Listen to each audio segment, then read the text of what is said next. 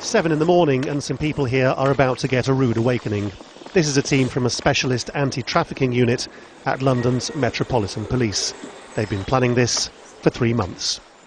We've actually got victims that have come forward to us who have been promised work in the leisure industry in the UK. They come over here and once they arrive here are then forced into prostitution and on occasion sexually assaulted.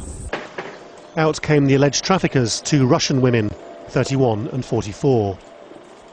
Simultaneously across London there were other arrests of men believed to be part of the same gang. The police in London did 71 raids last year just like this. They're time-consuming, they're expensive and they're complicated, but they're also very important because these women are accused of slavery. Hello, darling. Hello. Would you like to come in and see the lady? There's 2 of us. Come in. Both of us?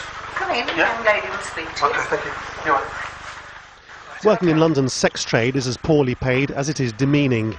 Here in the Soho district of central London we filmed secretly a young woman prepared to offer herself to me and my colleague for virtually nothing. Okay, it's £20 just for sex. And £20 for sex, that's $30. It's the cost of a couple of bottles of wine from a supermarket or a taxi ride home. One at a time, yeah. All right, fine. Okay, so we'll come back in a bit. Thanks a lot. Women are routinely made to pay their own rent to their handlers.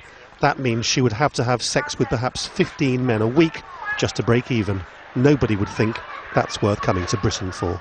If it's too good to be true, it probably is, and the sorts of things that would be legitimate things that they would be doing. So for example, we don't give people work permits to do unskilled jobs for people outside the EEA. So if somebody's telling you you've got a legitimate opportunity to do that, they're not telling you the truth. Alma met a charming man. Some campaigners have tried to approach the problem from the other end.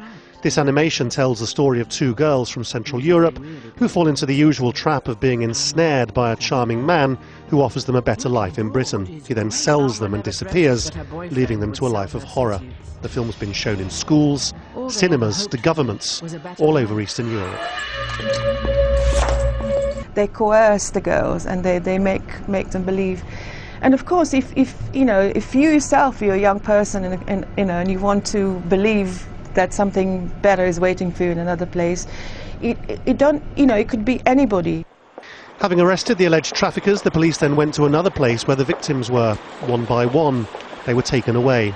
They'll be offered some counselling and a safe place to stay while they work out where it all went wrong. Laurence, Al Jazeera, London.